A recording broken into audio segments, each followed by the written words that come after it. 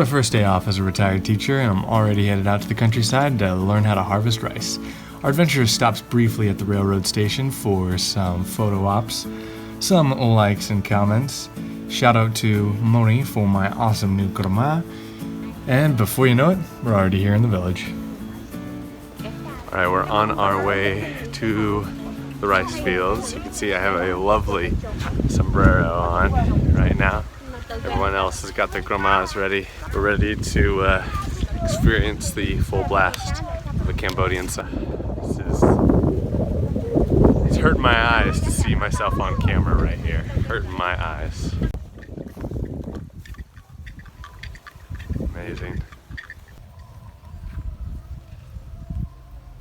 Hey, go. How's it going, bro? So when the rice falls down like this, probably from not enough water, correct? Too windy. Too windy, maybe not enough water as well. Can't really cut it with the machine, and it's a little harder for the farmer as well.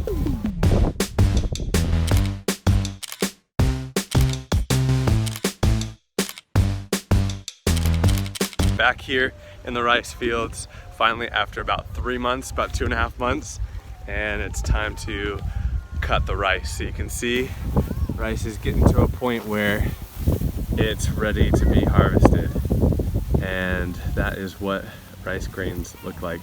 So we're gonna have to cut it, we have to bundle it up, and then we whack the heck out of it until all the kernels, the grains, fall out. Here are our tools of choice. What is this called?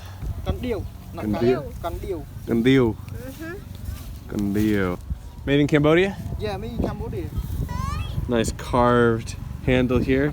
I still absolutely love the countryside, so I am stoked on my first day as a retired teacher. I'm here out in the beautiful Cambodian countryside, and the air is fresh. I did this actually my first year. My first year I told my friends that I really wanted to learn how to harvest rice, and so this is actually one of my first ways to get a date with Lekina. So I told her I really wanted to harvest rice. She told me her brother could hook me up and get me out to the rice fields, and so that was, at that point, that ended up being our third date. This looks like sick, doesn't it? This looks Gandio. Looks like it has some serration too, a little bit right there. That's cool. Gandio. Ah, I love this thing. This is our Nakru Tiny. She knows how to do it. Ah, she's pretty fast. Look at all that. Okay, let's see if I can compete with that. This one. Yeah. Not cut the rice. Cut the rice only. This is.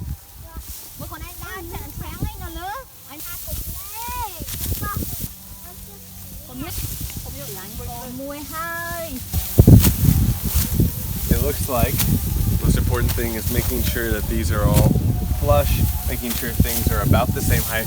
This will be handy later when we go to Bopsra. We'll have to make sure everything's even, and so I'm laying it as even as I can with the other stalks. So, trying to look at the expert and do it at the same height as her. Also helps to hold it when you cut it, the same height. Everything's same thing, and if it's not, then let's just do that. Hey, look at this. 4-leaf clover. That's good luck. My grandma would love that. Normally, how many they have? Like, Man. that's what I'm ready. Just grab it. Cut. It's nice and serrated so it goes pretty smooth. Grab the next batch at about the same height. Try and grab it all.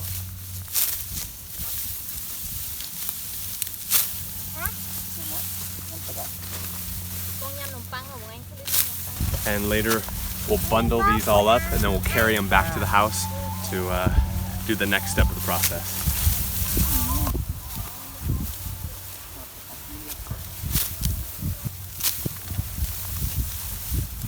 So we're putting it at the back first, Yeah. to get it up. Yeah. and then after I grab it, Yeah. you can turn it around and. Cut. But you cut. When you cut, don't cut again. Cut down. Okay, cut down.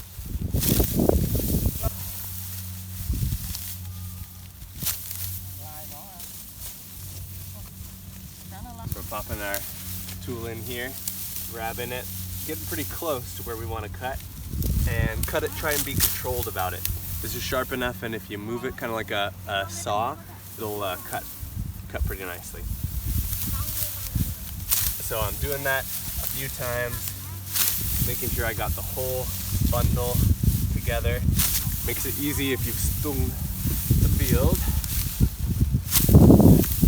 And then at some point, these are all pretty uneven, so I'm gonna flatten them out on my steel abs. And once those are flat, I can put them in with the others. Just trying to keep a straight line. And one of the other things too is that this rice is ready for harvesting. So I'm trying to be gentle with it and not shake it around a lot, because if I shake it around, all the grains will fall out, and then that's loss in profit, loss in food, loss in meal. What's crazy is if you take a look at that, those grains of rice, what would you say? Is that probably a bowl of rice? Bigger than a bowl of rice. Not even a bowl of rice. So even just that is not even a bowl of rice. So we're looking out here, and I don't know how many bowls you could estimate, but this was just two little bunches. Yeah, it doesn't amount to much, all the work that you put into it, but many hours, big field, lots of people helping, it'll add up. That's what we're counting on. Common accident is you cut your leg on it, and I would recommend gloves. Dom was saying how he has a lot of scars on his hands from doing this as a kid, because it's really easy to cut your left hand that's grabbing the rice. If you just start going faster and faster, you get more experienced.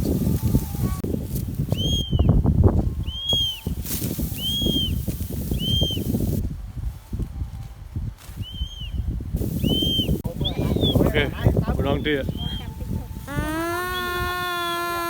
See right there? That is a rice gathering machine. The sound of efficiency. And very low carbon emission. Oh, make a little cut in there. Cắt năng với chân nhung oi tới cắt sâu nhungពេលសម្រាប់ចឹងធ្វើអាហ្នឹង Cut just a little hole right where one section of the rice meets the other.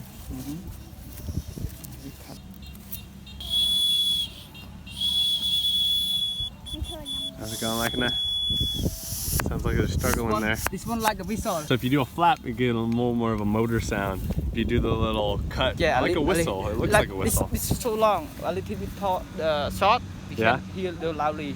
Just entertaining things we do in the rice field. There we go. Oh, there's the competition right there. Hey, you got it. What a strange species we've come across. Just one of the many ways that they fill their time of boredom here in the rice fields. That's a really bad David Attenborough impression, but you know, it doesn't really matter.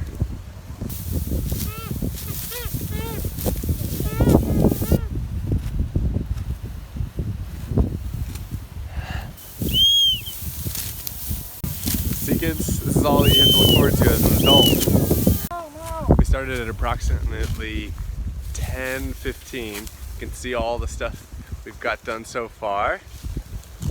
Alright, and we're going to break once we reach the shade. So we're about halfway done. It's 1 hour in. That's a lot of work for 1 hour. Kind of thinking about asking the guy with the machine, asking him how much that was. Or just, you know, just to rent it, just to borrow.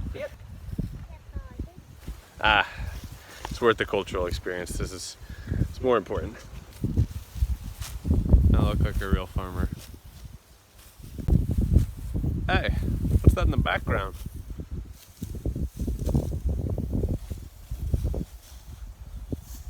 It's not break time yet. Okay, hour and 15 minutes later, got a lot done. About from that row over all the way. That's pretty good.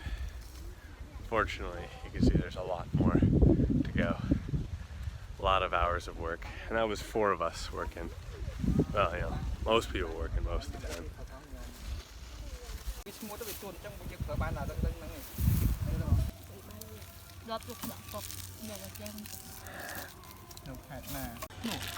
Just relaxing after only 1 hour of work, but even though it is cool season, it is pretty warm in the sun after you've been working. It is kind of aches, get your back aching when you're hunched over quite a bit. It's probably easier for short people. So I don't think I'm cut out for this. I love it because we're just out here picnicking and you're just relaxing after getting tired working on it. You can see, just gorgeous. There's a wedding going on in the background, so you can hear some stuff. And we even have imported cookies. Looks like we lost a worker. You can see how multi-purpose gourmets can be. It actually does feel really good to lie down. After that, we gathered some palm fronds for the 100% compostable, all-natural packaging for the merch. Had a meal with friends, fried fish, pumpkin soup. Enjoyed the beautiful countryside views, some fresh air, and even caught a gorgeous sunset on the way back.